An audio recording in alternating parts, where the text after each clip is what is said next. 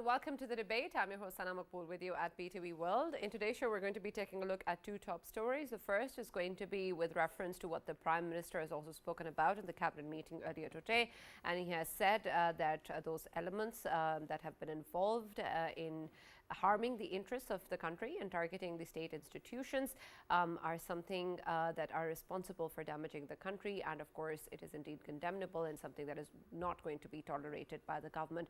And that, of course, also includes the kind of malicious campaign that has also once again begun on BTI's website, as spoken about by the Prime Minister, saying that targeting the Chief of Army Staff, his family, and other personnel of the armed forces and their families is something that is extremely intolerable, and of course is something that goes against the interests of Pakistan's institutions and the country in itself.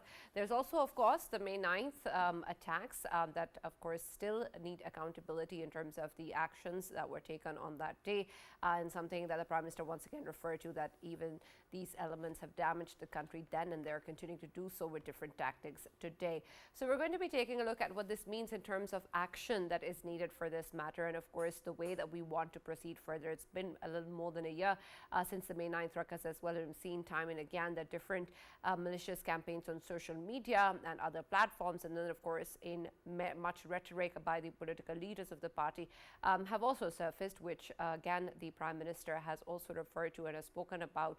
And so we're going to try and understand what that means in terms of action that can or should be taken against these elements, and what exactly will be the way forward, particularly when we talk about the political involvement of many of these elements within the Parliament as well, and then of course in terms of the larger political domain, and how exactly will that be possible in light of course the way things have been developing with the Supreme Court's verdict as well, and other particular actions. So we're going to see what that means, and especially in terms of the action and accountability that is needed as per last year's actions, and then of course moving forward. He did also say that the decision to ban the BTI and also move ahead with Article 6 against the different aspects of the leadership and the former president and others is something that has been deferred and will be done so after consultation with PPP and other allies of the government. So we're going to see what that means in terms of action that is going to be taken and the way forward against these malicious campaigns.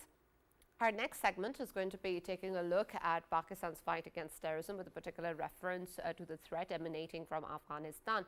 We know, of course, that there are safe havens that exist within Afghanistan, and it has been a number of times that Pakistan has reiterated again and again to the Afghan Taliban regime that they need to make sure that their soil is not used against any other territory, and they need to ensure that such safe havens do not exist and no protection is given to these terrorist elements within the country.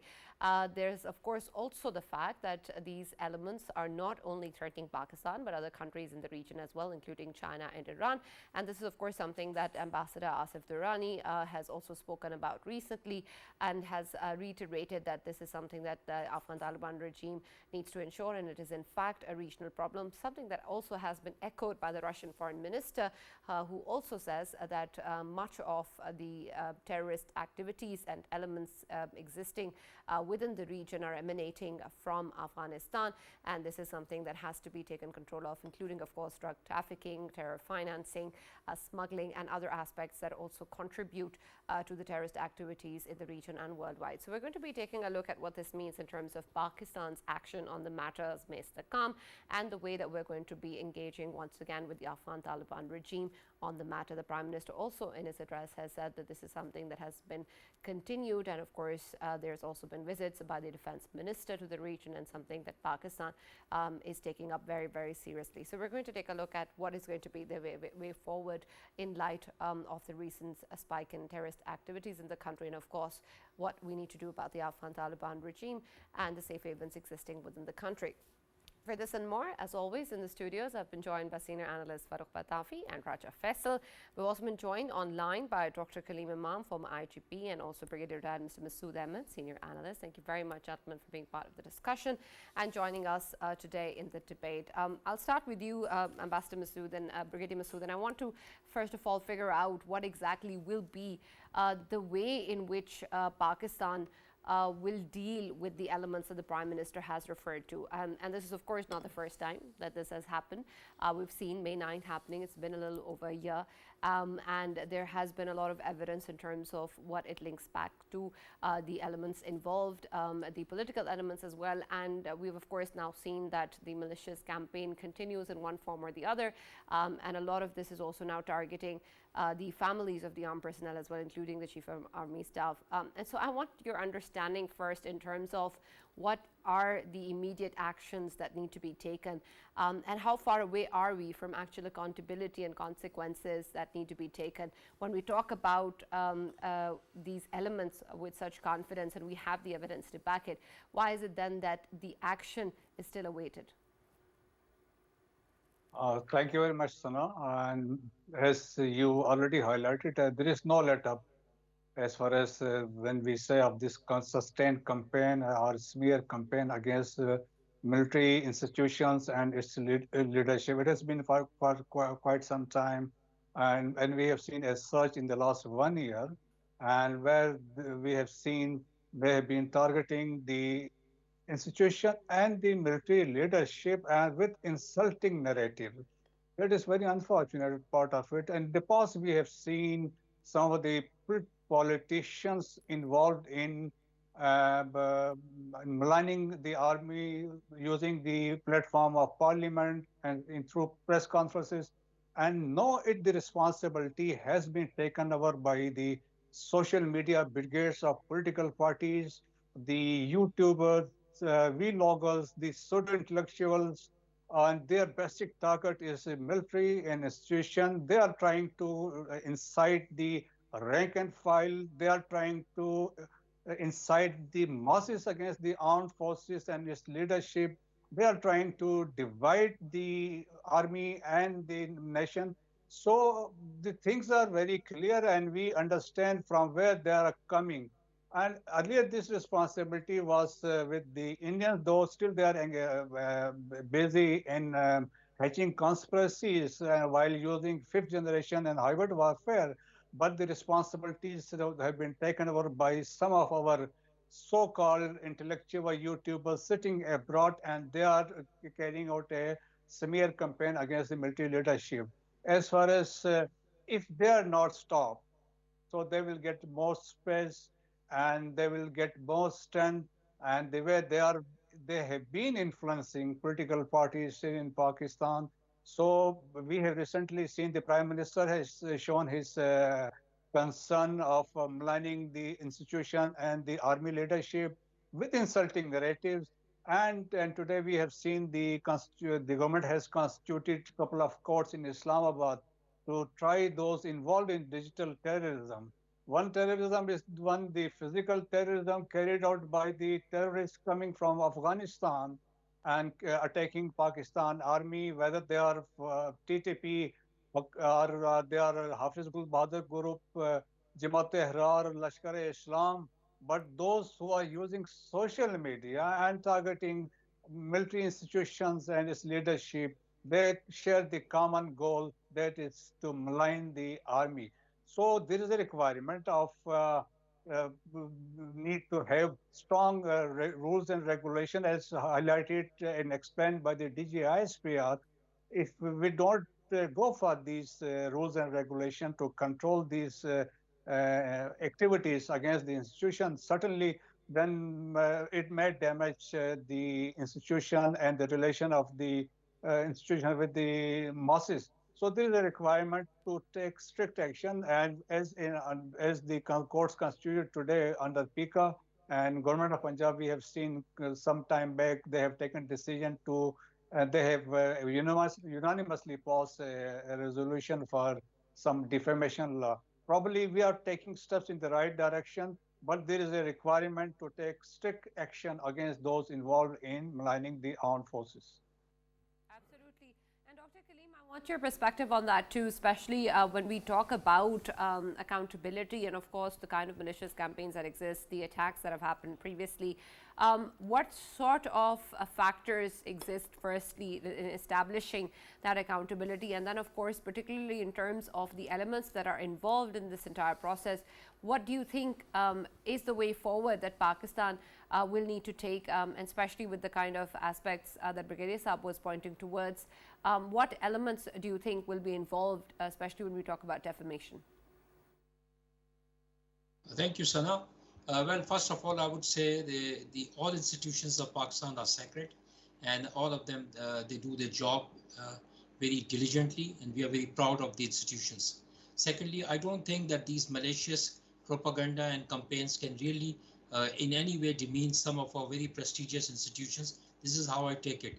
This is just some of those gossips, rumors, and campaigns which goes on all around the year. And thirdly, I would say this has come as a result of digital frontiers that we face today. As far as your question is concerned, Sana, for me, yes, laws, measures, and rules are required, and anyone violating and breaching and infringing those laws have to be taken to task, but all of them has to be done across the board.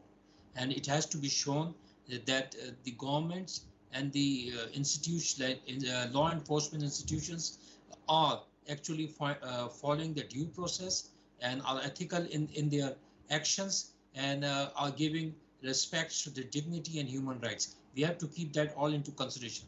Another point to this would be like, when we make these laws and we take these measures, do we carry out any research? Do we carry out any sort of a dialogue? Have we done any synthesis before we have actually synergized? Before we synergize our actions? Of course, whoever defames or whoever creates a fake news and gets into disinformation must be taken to task. There is no second thought to that.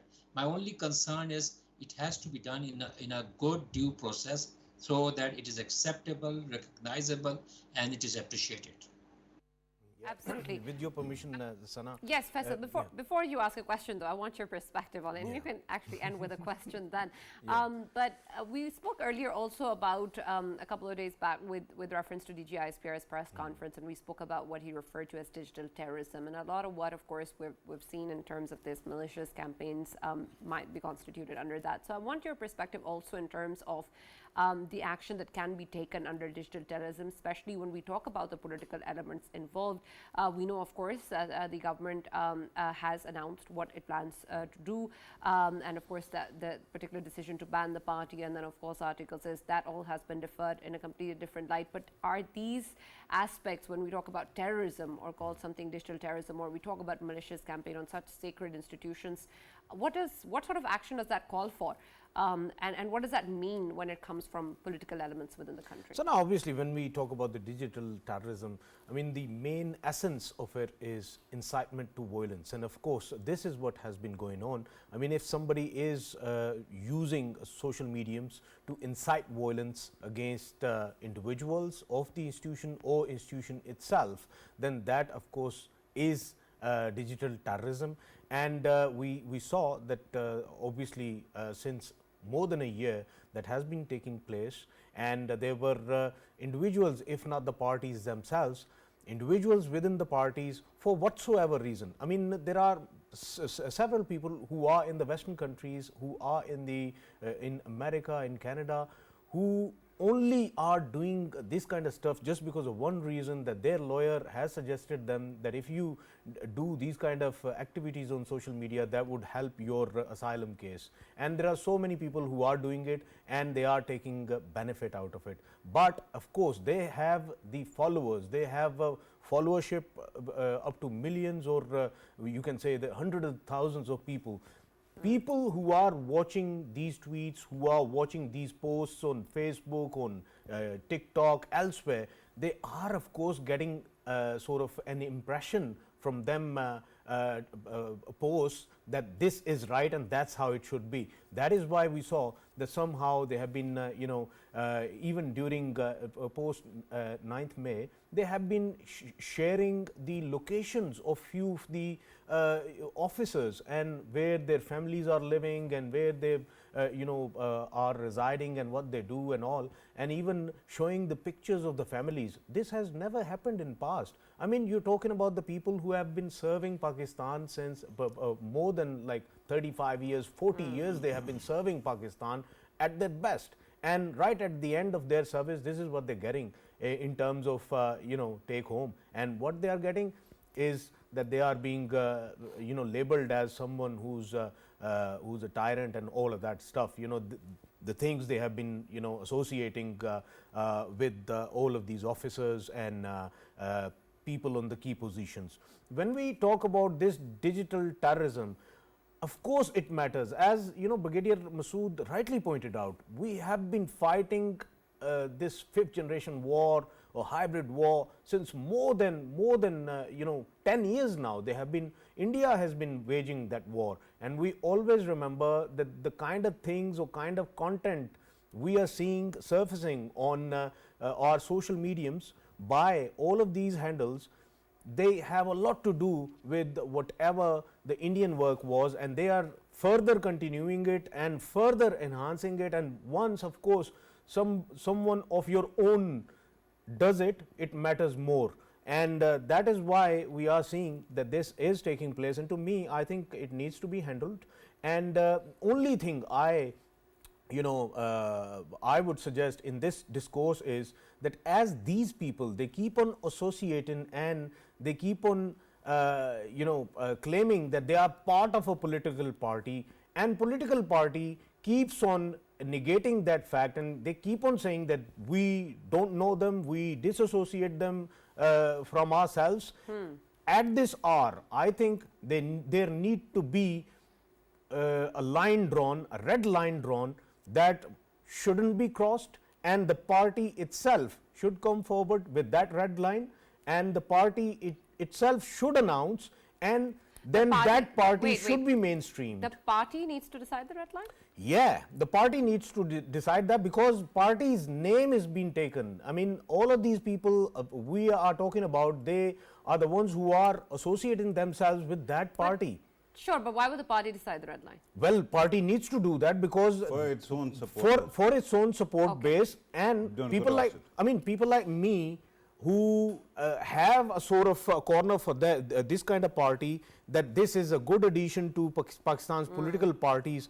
If I would see all of these things taking place in the name of that party, then I would be of course gutted as well. That what are they doing? One would think that red line is obvious, but I guess it's not. But I also want your take, Farrukh, before we move on, and I'll come back to your question, Faisal. I know you have one for our guests, but let me add Farrukh in the conversation as well. With reference to, of course, what we've seen so far, especially in terms of what the Prime Minister has spoken about, it seems that this is a sort of a repeat telecast that we see regularly after some time. There is one malicious campaign or the other. There is some call towards PTI's involvement or political elements. There is the fact that this is not tolerable, and of course then we have May 9th as well.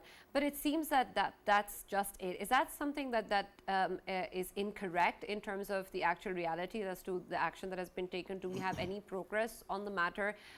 Is there a red line for us in terms of the government or the military that will actually then put an end to all of these campaigns and prevent them from happening again? Thank you very much, Sana. I did not understand when you said before you move on. So I don't plan to move on so quickly unless there's something invisible. No, I meant that was Faisal. Yeah, okay. But regarding digital terrorism and its consequences, the other day when you're right, when DGIS Pat had spoken, you and I discussed on here, the genesis and evolution of term digital terrorism as well. And for that, I reminded you, requested you that let us first look at the evolution of term terrorism. Initially, it was meant as the word entails, to terrorize the people. Any act that ends up terrorizing a mass, unmasked people, that would have that kind of consequence. But then, because all these narratives are set by the states, various governments, nation states, so they started actually using this term also for any activity that could actively undermine the integrity of that state. For example, in Kashmir, where civilians were not being targeted, India started calling people who were attacking their military terrorists as well. Similarly, police elsewhere, in America, elsewhere, but there was a concerted effort only to connect it with Islam, but that is a different dimension. With that, that day I said that the term already exists, digital terrorism, and then I qualified it with the kind of activities that can actively undermine the state and its security. So after that, BBC, I think Urdu, came up with a rebuttal of that idea, and they distinguished between cyber terrorism and digital terrorism. No, I meant digital terrorism, not cyber terrorism using cyberspace to attack, physical attack. Sure. Various ports of redistribution or stuff like that, or various, various exchanges, so to speak. But here, what we are talking about is essentially when ISIS actually grew, and when Daesh and Al-Qaeda were doing their job, they would actually perpetrate some act of violence and that then post the video of that. And that would end up terrorizing people beyond any limit. But eventually, the other elements that I mentioned also crept in. So in Pakistan, there has been an active, and by the way, this 25 years of war on terror has shaken this country to its mooring, right? Chule hila diye. So with that kind of a situation, there's always a possibility that there is an ingress within your institutions also of people who might be actively trying to undermine your country. Add to that the fact that there is a foreign element, especially since 2014 when Narendra Modi's government came into power and when we started hearing about defensive offense. After that, we repeatedly saw cyberspace. Now, these elements, especially who are hybrid terrorists or hybrid warfare champions from the other side, what do? They look for grievance in an opposition party. Why is it that when PTI is out of power, all of a sudden its voice gets amplified on social media? When it is PMLN which is out of power, its voice actually gets amplified. Once again, PTI is in power, out of power, and once again, its grievances are repeatedly amplified. You couldn't even identify most of the accounts that are on social media that might be used for this. So apart from that, of course, then people get to you. For example, these people, some gentlemen sitting in UK, others, now what they are doing?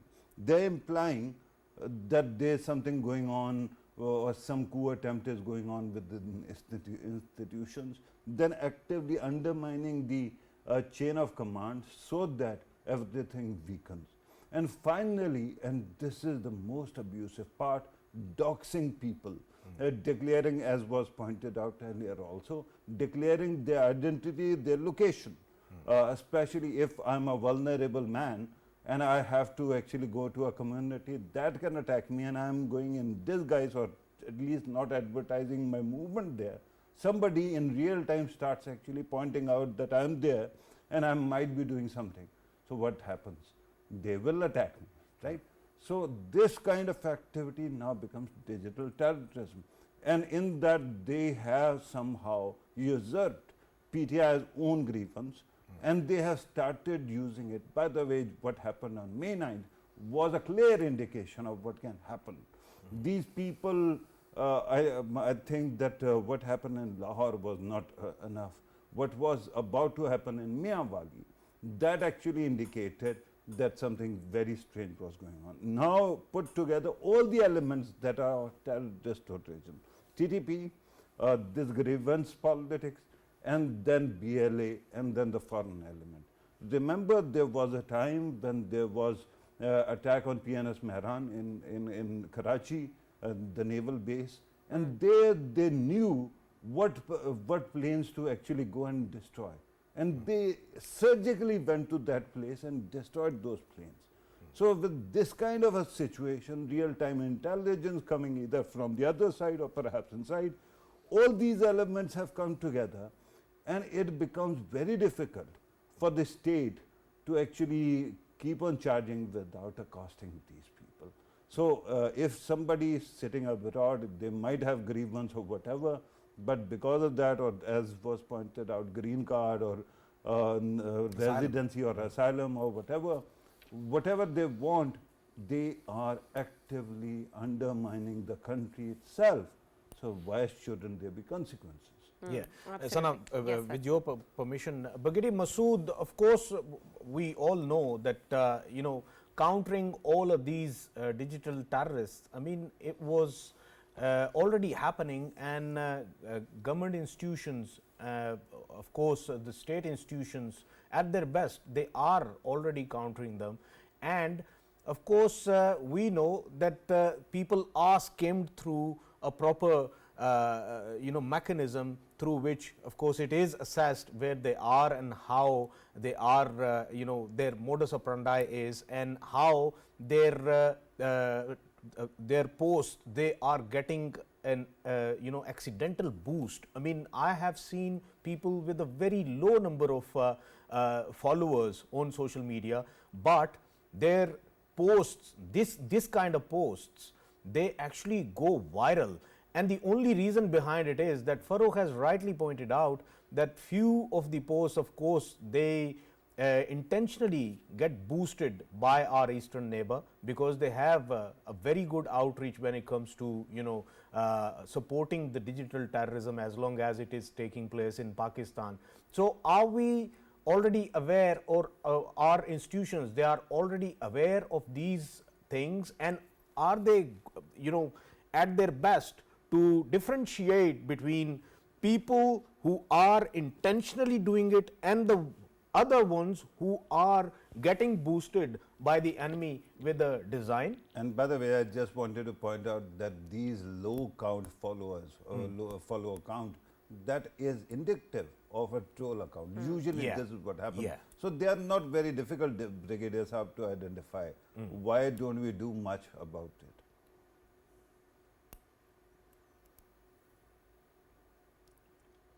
You'll have to unmute. To get more. Yeah. Okay, please go ahead. We can hear Yes, you. we can hear you, Brigadier Sahab. Go ahead. Okay. The Indian journals or the thinkers, the think tanks, they are of the opinion if you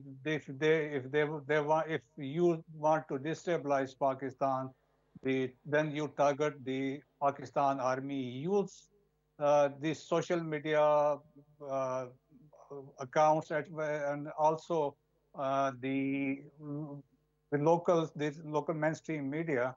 And that's why they understand the Pakistan army is basically the center of gravity of this country. And they also acknowledge this fact that unless the Pakistan armed forces are intact, and nobody can harm the country. Christine Fair, the political analyst, she said in one of her articles, to state of Pakistan to collapse, it is basically Pakistan army which has to collapse for better or worse. I don't see that thing happening. So the focus of all these the so-called the YouTubers, the vloggers, the student lecturers, their focus is the Pakistan armed forces, its leadership, and we understand as a layman, I can see and I can make out who is doing it intentionally. And intentionally, they are targeting the security forces and insulting the military leadership with insulting narratives. So it is not very difficult for anybody to differentiate who is doing it intentionally and who is doing it unintentionally, or he is sharing or he is forwarding that tweet or that vlog, etc. But the unfortunate part is that that the Indians, they have acknowledged now their responsibility. We are being done by some of our vloggers, as I said previous in my initial statement. So there is a requirement. There is a requirement. We have already identified, and we have already taken some of the actions. Some action taken by the government of Pakistan some time back. So, but there is a requirement. There is a requirement of a robust judiciary, a robust judicial system to try those involved in maligning the state of Pakistan, or those basically they are spewing venom against the institutions, even worse than the Indians. So, as I also agree that there are accounts from India as well as from Afghanistan. They are also contributing. They are also playing. They are also playing their part in maligning, in boosting those tweets, then vlogs, and sharing those insulting anti-army stories or anti-army vlogs. So there is a requirement to take some strict action. Unfortunately, they have taken shelter in the countries where much cannot be done. But those doing inside Pakistan, certainly we can take action, as we have seen recently, and some of the arrests they have been made while making a in their connection with this term of digital terrorism. Absolutely. And of course, this is something that there needs to be a lot of action for. And of course, moving forward, Pakistan will be taking this up and has, of course, done that previously as well. We're also going to be talking about what has been going on in terms of our fight against terrorism. And of course, a lot of what we have talked about is also linked to the kind of harming of interests that exists in Pakistan. And of course, then there is also that threat that is emanating from Afghanistan, the safe havens that exist, and the spike in terrorist activities. And I also want your take on that. And I'll come to you first, Dr. Kaleem. In terms of the action that is needed on ground, we know that as Istikam has been announced, we know that the Prime Minister, the military leadership have clarified what that entails, and of course an increased intelligence-based operations, and then of course especially in terms of on-ground activities in the provinces and the cities. And I want your take especially in terms of the action that is required on ground, the first response that exists, and how exactly these measures have been spiked up in light of the recent attacks in KP and Balochistan, and the kind of action that is needed to protect our cities from terrorists. Well, Sana, if you just allow me, I would just like to add my thought to what has just been discussed, you know. Sure. And I keep saying, you know, breaking law, infringing law is a red line. And those who break law must be taken to task. The question is, when you do selective policing or when you do selective law enforcement, that is where the problem lies. Secondly, just remember that when we talk about the diaspora and when we talk about people who are doing vlogs, the actual miscreants are very small in number. The impact may be quite large, but they are very small in numbers, and they might be creating a large sort of a circle around them. But the actual action on our part should, along with taking action against people who are culprits and doing creating this hate and fear, we should also try to win hearts and minds. We should also try to build a trust. We should also try to ensure that whatever we do is thought to be done in a very ethical way. That's what I'm trying to say. And my emphasis has always been that as a law enforcer. Coming back to your question of terrorism, again, what we do on papers and what we do on grounds is totally different. We have national security policy and we have national action plan, and we have five of those kinetic actions and 9 of those non-kinetic actions. But where are we? That's a question. We have a strategy, but on the ground, what we do is quite different from what we have actually planned. Secondly, I keep on saying that law enforcement and police have to actually take a front lead, and they are the actual persons, you know, who would be fighting against the criminality and terrorism. And of course, the army, who has done so many sacrifices, you know, martyrs and maim officers, they should come in the second line. Give the IGs, give the chief secretaries, like I keep on saying, and that's going to make a difference. Now, what has happened in Bannu and what is happening in other areas, you need to involve community as a whole. Your strategy should actually include people confidence, and you should see what their demands are. If you see what they have put, then most of them are genuine demands, and I think the government is already working on it. But you have to build that trust in them so that they know that we are actually going after those people who are bringing danger to their lives. Again, my last comment would be like, what are the what measures we are taking in the context of non-kinetic regimes? We still don't see any in the context of health, education, development, facilities, the release of funds to those areas, trying to fulfill the pledges that we have made, that we are going after FATA merger, that how we are going to actually revive it. Yes, the Taliban's do exist across, and they are creating problems for us. There's no doubt. But they also have safe havens within the country, and I think we have already identified them, and we need to take them to task. Absolutely. Brigadier Sahab, I also want your perspective when we talk about the safe havens in Afghanistan. There, of course, has been a discussion, a reiteration, a call for the Afghan Taliban regime to ensure it doesn't happen, to ensure they don't exist. But again, we haven't really had the kind of response that we would have hoped for. And of course, these safe havens continue to exist. And it seems that the Afghan Taliban regime has not been able to provide that reassurance. And this is something that, of course, is needed, especially in terms of the threat that is coming towards Pakistan. And then, of course, as reiterated by Ambassador Durrani Sahab recently, it's something that affects the region, including countries like China and Iran. Even the Russian foreign minister speaking has also spoken about the fact that this is something that threatens the entire region. And so something that is emanating out of Afghanistan is not just Pakistan's concern, but how exactly are these regional players going to be involved? It seems as the fight that Pakistan is putting forward with the Afghan Taliban regime, and no other players really are actually thinking about this or taking action on the matter. Yes, the Afghan regime, the Taliban, they are adamant not to confess the presence of the so-called terrorist organization operating from their hideouts inside Afghanistan. And imagine they are getting all the logistics, all the operational support, all the weapons left by the Americans, the recruitment, and they have full liberty to move around. They can plan.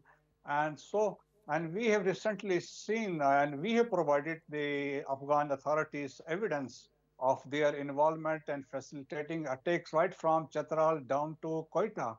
And now the Al-Qaeda, as I said initially, they are very active and they are planning all the basically operations against Pakistan. In the Chatral attack, in the two of the posts of Frontier Corps where the attack was launched, it was planned by the Al-Qaeda, and their soldiers, they physically participated in that attack. So no, the international community has confirmed the presence of the terror outfits inside Afghanistan. The major United Nations Analytical Support and Section Monitoring Team has confirmed the presence of TTP, the larger terror outfit threatening Pakistan's stability. General Eric Kurilla, the CENTCOM chief, when he appeared before Senate Armed Committee, he said TTP is a threat to Pakistan's stability. The ISK, the Al-Qaeda, they are the global threat. In addition, then there is Eastern Turkestan Islamic movement. They are basically involved in attacks inside Pakistan along with TTP, and they were involved in the attacks in Dasu Chinese suicide attack. So they are playing their role. Then Tehrik-e-Taliban, Tajikistan, their focus is Tajikistan. Islamic movement of Uzbekistan, their focus is Uzbekistan. So that's why everybody is saying the Afghanistan has become an epic center, threatening not only regional peace, but it has become a global threat. But they are adamant not to acknowledge or confess the presence. Whenever they were asked, they said this is the internal issue of Pakistan. They should look inward. So therefore, last year, the army chief decided to take some strict actions. So therefore, we decided to put our house in order. So the one step was we decided to deport illegal Afghan nationals from Pakistan.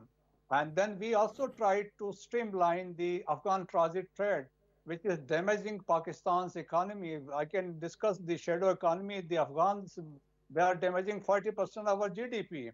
Then we also decided to crack down on smuggling. Just to give an example, annually in Pakistan, there are 14 lakhs of ties are sold in Pakistan in a year. Right. 75% of them, they are smuggled from Afghanistan. So I imagine, according to Pakistan Business Council report, they say there is a loss to Pakistan economy of worth 800 billion rupees annually. So so that is how the Afghans they are affecting our economy through this shadow economy or a black economy. So then we try to control on those illegal trade routes. And recently, you have seen the developments in Chaman. We stick to the decision taken by the government of Pakistan. We will follow one document regime. So that we have taken this some of the steps. At the same time, we are trying to give diplomacy full chance to engage Afghan Taliban, not any militant organization or a Jatha as said by the Chief of Army Staff. But at the same time, there is a limit, though we have exhausted our all the political diplomatic Right. options that we have exhausted. So we still reserve the right to strike as we did on 18th March this year. And this time, if they still continue with this suicide or other attacks, Pakistan can strike them very hard. Absolutely, and it's important that you mentioned that because I want to discuss this further, but unfortunately we're out of time. But thank you very much, Dr. Kaleem, for joining us, and Brigadier Masud Ahmad for joining us and being a part of the discussion. But I'll still have time to speak to my analysts about it. And Faisal, I'll start with you first, especially with the last bit that Brigadier Saab mentioned in terms of the attack and the right that Pakistan reserves to do so. And I want to understand that in terms of our calls, of course, to the Afghan Taliban regime to provide these assurances. But in light of what hasn't happened so far, can we not just fortify our own walls?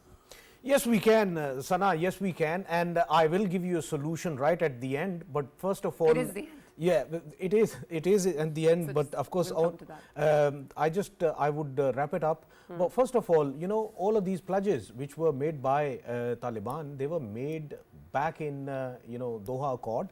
And if now we look at the results, I mean, Pakistan has been since the day one seeking that pledge to be fulfilled, but now Russians are coming up with the statements, Iranians are coming up with the statements, Central Asian republics are coming with the statements, and even few of the European countries, they have concerns related to ISIS Khorasan's presence in Afghanistan. And once more, everyone is saying that this is going to be the root cause of terrorism once more in the Western countries. Well, the solution is, remember, Turkey came up with the idea of creating a buffer zone in Syria, through which they actually created a 25 to 30 kilometer of a buffer zone in which they inhibited all of the people who were getting affected in Syria, and they wanted to go elsewhere, but they were inhibited in there. They were given refuge in that buffer zone. Pakistan needs to do that as well. Pakistan needs to do that. Not only Pakistan should do it, but a collective effort should be made. I mean, we know that CSTO, Collective Security Treaty Organization, is actually contacting Pakistan, and they are actually going to, of course, offer Pakistan a membership. In this context, that regional problem is there, Afghanistan is there, that is a constant threat to all of the neighboring countries, and immediate threat is towards Pakistan. So why not? CSTO comes in the action. But does the buffer zone actually address the problem of safe havens? It will do. When you have a buffer zone, and you have the authority to, of course, get inside and do whatever you are supposed to do to secure your country and secure rest of all countries as well, including Afghanistan. Because as long as they are there, then Afghanistan itself is at stake. And even the Central Asian republics, they are shouting out loud that as long as we have Taliban sitting in Kabul and doing nothing about these banned outfits, these terrorists, then of course all of the countries are in trouble. I understand your point, and Farrukh, I want your perspective on whether or not that's viable, and also in terms of what the regional players are saying. I understand that they're saying that there is a threat emanating from within Afghanistan, But what does that mean in terms of action? Can that actually be a coordinated regional collaborative response to this threat? I didn't think so. I've been telling you that once the US is gone from Afghanistan, this situation will become unpalatable but uncontrollable as well. I think that it is very important to remember that the current Afghan Taliban government is an echo of the previous Taliban government that was there between 96 and 2001, right? And at that time, what was the biggest problem? Why did the world actually invade and overthrow them? That was when their toxicity had actually gone beyond their borders, and not one border, all over the world. Russia had issues with IMU. China also had the problems with whatever precursor of ETIM. At that time, it wasn't called ETIM, but there was something. Then they hosted Al-Qaeda, and Al-Qaeda then attacked the US. With that kind of a situation, of course, everyone got motivated and came and contained it. Right now, I propose that you look elsewhere for the answers to whatever is happening, not only in Afghanistan or Pakistan, but all over the world. And this time it is not Afghanistan that is apart from us. They are particularly not trying to actually, shortchange or destabilize any other country. There was an attack in Moscow, but that is old story now, and there was some confusion regarding that as well. So international community right now will not be that much concerned about Afghanistan, but there is another country that has been identified over the past 3-4 days. And they have actually bitten more than they could chew. Information warfare on Pakistan and other countries coming from India had actually gone down during their elections. And at that time, I kept on pointing out that if the incumbents actually come back, they are going to actually try to upstage the whole world, right? And that has started happening. You have seen a lot of theaters warming up, and then using our own technologies to spy on us as well, and trying to counter us as well. Right. So I know you have shortage of time, but it is very important. When Pulwama and Balakot happened, Sana, at that time, because Indian media had gone totally crazy, I had read out a statement about seriousness or relevance of Indian media. 5 years later, nobody trusts Indian media. It has been proven right. Now, I'm at liberty to actually make another announcement. India has until day after tomorrow to, reverse everything that they are doing in information sphere and terrorism, whatever. Okay. And also, they to go for redressal. If they don't go, much bigger fish than us, China or anybody else is coming after them, and they will be sorted out like, Afghan Taliban in 96 to 2001 could not even dream about. All right. Wow. We'll speak about that, of course, after And after tomorrow. Question you it once again starts on after this. 5 hours. Okay. Okay, excellent. Thank you very much, Farrukh, and thank you, Faisal, of course, for being part of the debate. And of course, we'll be here to give in more news and to talk about what has been happening, what around the world, and of course in Pakistan. And we really hope that the fight against terrorism that Pakistan, of course, has reiterated many times before continues with the same resolve that Pakistani armed forces have all around the region and the world. That's all that we have from the debate. We'll now see you tomorrow.